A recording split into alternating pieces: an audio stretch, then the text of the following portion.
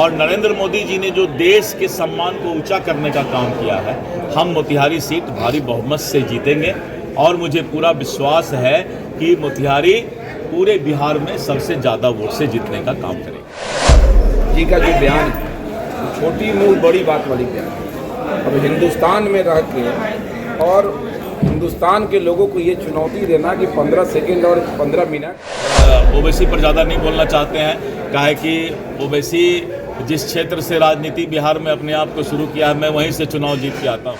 सांसद ने जाके हैदराबाद में दहाड़ के चली आई, उनका तो जवाब दे ही नहीं पा रहे हैं ओवैसी जी। अब पूरे हिंदुस्तान के लोगों की बात करते हैं। लोकसभा चुनाव को लेकर सभी दल जातीय गोलबंदी में लगे हुए हैं। चुनाव में जातीय गोलबंदी तेज करने के लिए विभिन्न गठबंधन के नेता अपने प्रत्याशी के पक्ष में समुदाय के लोगों के साथ संवाद करने में लगे हैं। इसी क्रम में एनडीए से भाजपा प्रत्याशी राधा मोहन सिंह के समर्थन में एक होटल में आयोजित व्यवसायियों की बैठक आयोजित की गई थी। बैठक में भूमि सुधार एवं राजस्व मंत्री डॉक्टर दिलीप जायसवाल के साथ पूर्व मंत्री व स्थानीय विधायक प्रमोद कुमार समेत कई भाजपा नेता मौजूद रहे।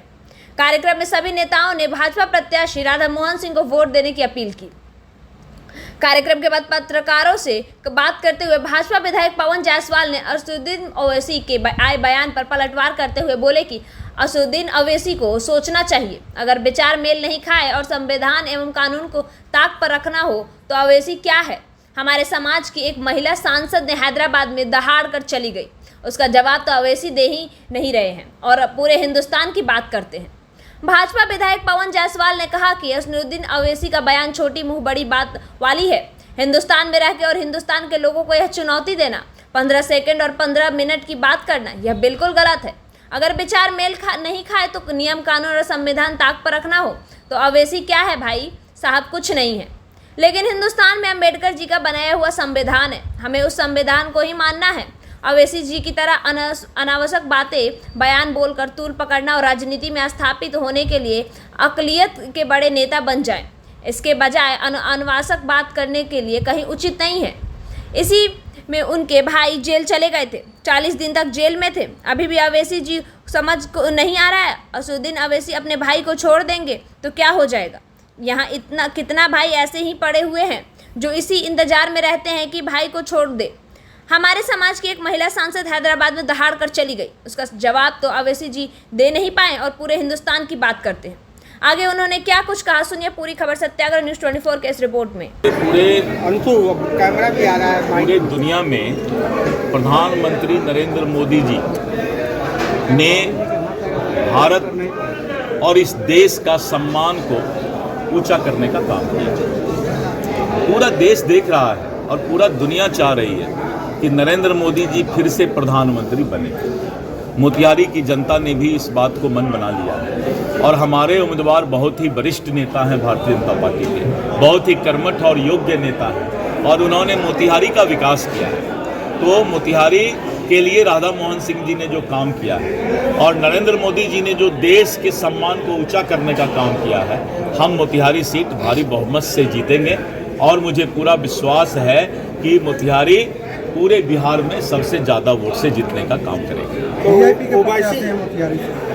अब प्रत्याशी देखिए, सभी किसी पार्टी के रहे, हमें उससे मतलब नहीं। हमें तो नरेंद्र मोदी जी को प्रधानमंत्री बनाना है और जनता को सिर्फ यही बताना है कि हमें राधा मोहन सिंह जी को वोट देकर आप ज़्यादा से ज़्यादा वोट दे करके और मोतिहारी सीट नरेंद्र मोदी जी की झोली में दें। तो ओवैसी आर पार की लड़ाई में है, कह रहे हैं कि 15 मिनट का समय दीजिए, हम ही उतर जाते हैं, आप भी उतर जाइए, क्या कहेंगे?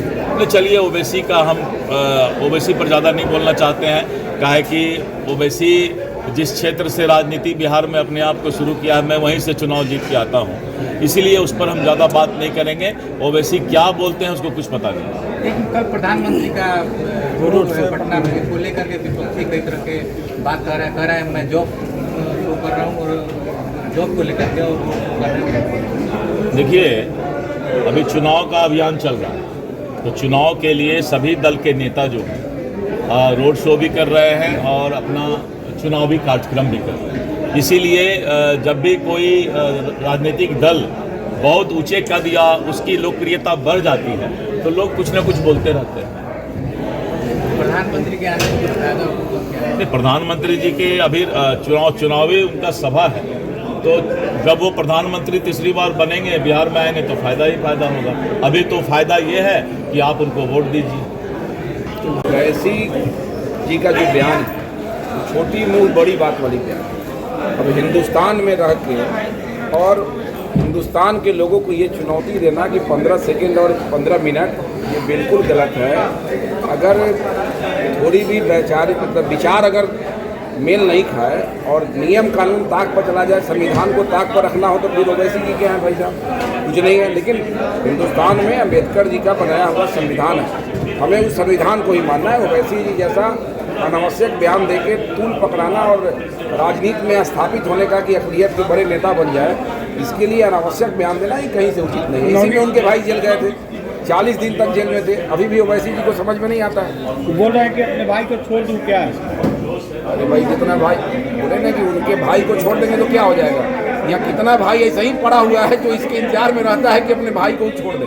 नवनीत राणा ने भी ऐसा ही यही तो बोल रहे हैं ना कि हमारे समाज की एक महिला सांसद ने जाके हैदराबाद में दहाड़ के चली आई, उनका तो जवाब दे ही नहीं पा रहे हैं ओवैसी जी। अब पूरे हिंदुस्तान के लोगों की बात करते हैं।